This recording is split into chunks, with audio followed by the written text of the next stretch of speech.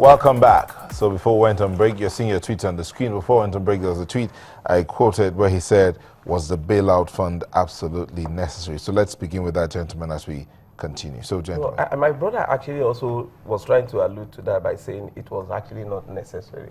And I came from the point of a clear argument of practical reality of our lives. Federal government was owing salaries of even federal workers. They had to go and seek external loan to pay those debts. 27 states were owing salaries of workers.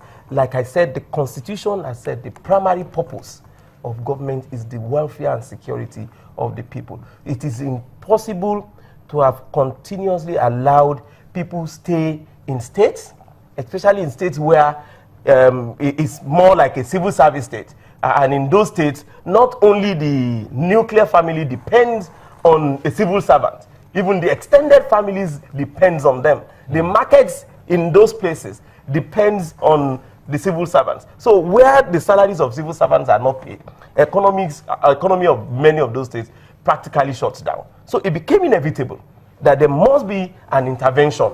And that was one of the responsive things I wish should actually be accorded to this government. Interestingly, so now because that, it costs there are still salaries being owed, yeah, the government can still do a responsive thing. No, one of the things that we need to, it is where we then move the argument to the next one. How much of effort has been put in place by many of those governors to increase their IGR? That's exactly so those are where you want to take argument. So no, it's a point. You know, the question the man asks is the appropriate question. Do they really need the money initially? Our governors in Nigeria, the minimum vehicle you can have in their convoy is between 8 and 10. For what? For crying out loud. If you said there's a problem, there's economic meltdown, why can't they sit back, look inward, and see what and what could be done? There was a particular governor that, as the time he was resuming office, the security votes was around 100 million. But as of today, it's taken over 500 million as security votes. Unfortunately, there's no war. There's no Boko Haram. There's no serious security challenge in such states. I hope it's not a state in Boko Haram. You understand? Number two, we just said it here that there's a governor in Northwest. There's even a governor in Southeast that left a lot of billions in the account when he was moving out as a governor. He left the state in a very good economic. You understand? What are those governors doing that others are not doing? You can imagine a state that has no political appointee, a state that has no commissioner, a state that has not conducted an election for about close to 6 years or thereabout. You understand? And you are still complaining. Meanwhile, monies are coming, even for the local government. What have they been doing, using the money to do? At the end of the day, their account will always be in red. At the end of the month, that is the reason I said, look, initially, they don't. So to me, some of them don't really need this money. The number two is the fact that even if since the money has been granted, fine. The vice president told us, the whole world saw it on TV now that look, we are giving you this money strictly for salaries and pensions, so that at least if all the civil servants has money in their pocket, they will go to the local market to go and buy rice and yam. The woman at the market will also do some other thing. The thing will move around, and it will, the minister, Kemi Adeo, said that they want to reboot. They want to use the opportunity to reboot. That was the particular language she used that day. That they want to use to reboot the economy. But today, I think you see one other point, which is one of the things that is important that we need to stress. The essence of government is not only about paying salaries of civil servants. Okay. So, and that point we need to stress and make very clear. Governance is not only about the civil servants.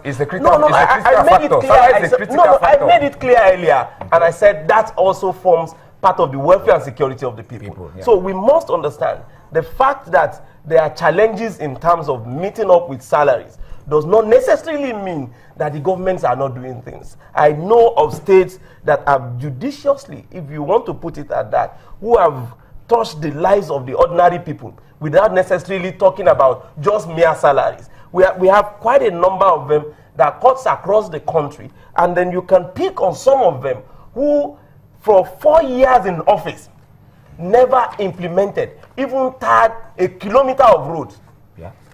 And those can actually easily meet the daily or monthly payment of salary, to ensure that they want to pacify the forces that could raise voices against misgovernance in such situations. So when you're talking about governments that are already committed, so we need to understand, and just those ones who, like we talk of in the Sanfara, because it's actually a soft loan that actually granted that low interest rate. Yeah. There could be other, because if the other states are entitled to it, they can as well also say they needed that. Okay, so, Mr. Barinde, let me ask this question. You're so pained about the fact that you think some of the governors diverted this monies to other things, like the report says they did. But what about if they put those monies into things that could benefit the states later on? I mean, things that could generate funds for the state so that they don't have to go back for a bailout. Isn't that good thinking? Well, this money we are talking about, as in diversion, as against divesting, was principally meant for a particular purpose, and the moment you either overtly or covertly didn't spend that money on that particular purpose, then it does not worth it. To me, actually, you understand? What it was now, let me take us back a bit. Look at Lagos State as an example. I'm sure whatever Lagos State is enjoying now was because at a particular point a governor sat down and saw into the future and put in place structures that can cushion the effect of whatever happens. You understand what I'm trying to push through? I don't want to go into that, but that gives us an idea of people that can really sit down and think and plan ahead.